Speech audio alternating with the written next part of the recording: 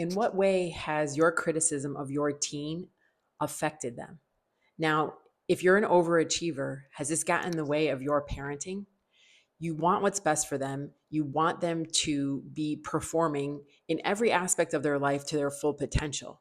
And you get so frustrated and so overwhelmed and so kind of annoyed with the fact that they just might not always be doing their best, that you then blow up and it causes a huge rift in your relationship. Now, you might mend things and then it goes back to another situation. Then you mend things and it goes back to another situation. But this constant criticism, though you may intend for it to be constructive criticism, really impacts your teen and makes them feel that they are not enough. It triggers them.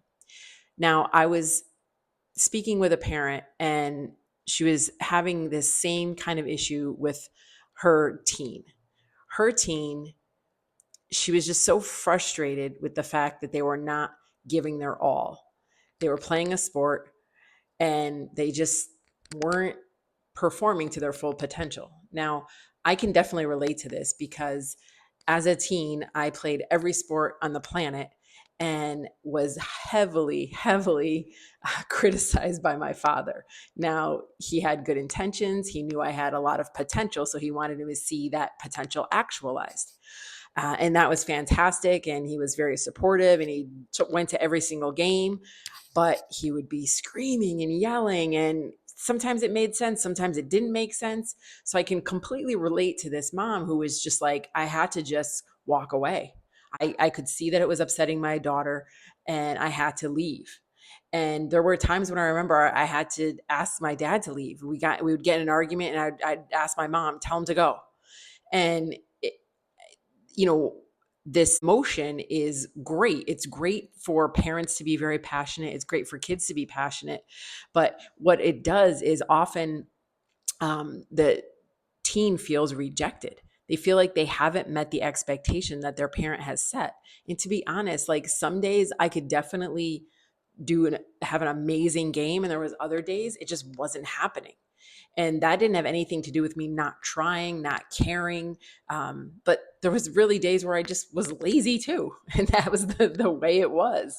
So, we often, think that it isn't that big a deal. Like, oh, I'm just passionate. I'm just cheering for the team.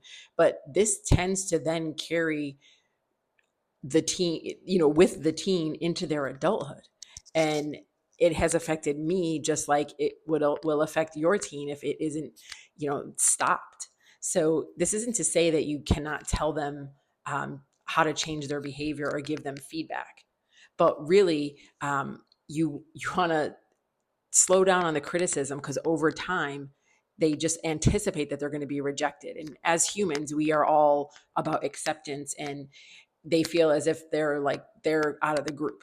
So, if they're running up to their room and closing the door and not spending time with you, it essentially could be the fact that they're already accepting this rejection that they're going to feel in the conversation that they're going to have with you. So, in order to, you know, support them and help them to live authentically and grow, we really have to be more vulnerable, and we have to really provide constructive feedback. So making sure that they're one in the right space to hear what you have to say. Two, you really don't want to criticize them as a being, like their traits. It's just about the behavior. So if there was something that they did that you didn't like it was disrespectful or inappropriate, it's about the behavior, not about the person.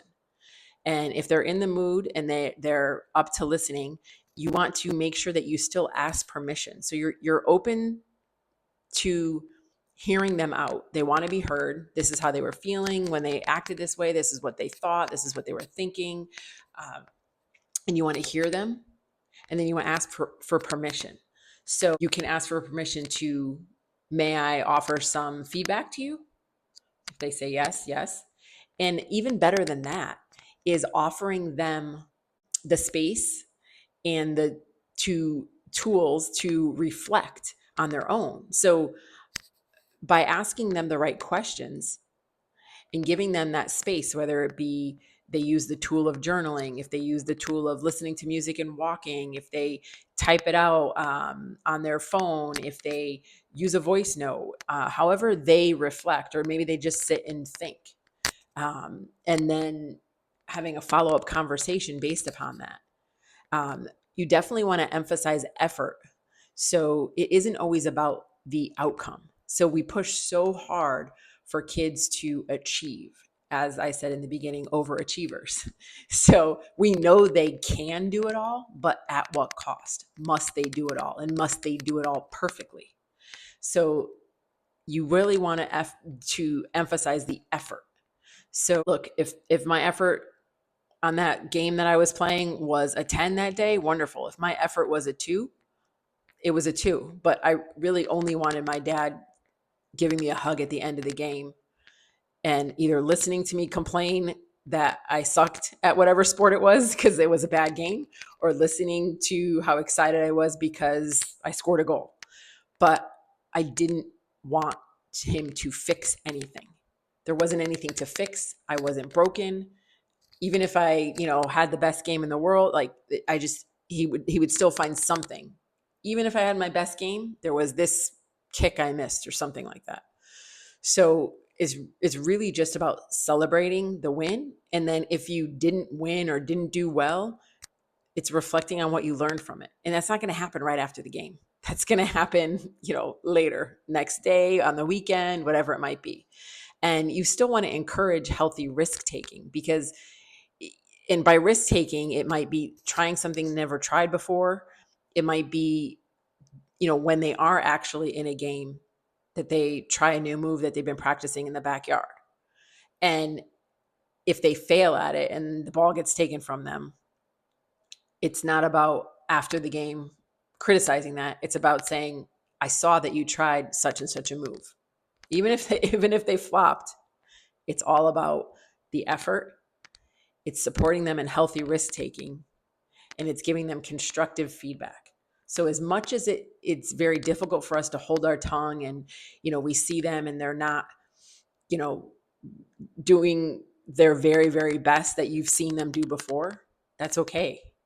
Because if you think about it, when you go to work and you do a really good job, you want your boss to say, great job.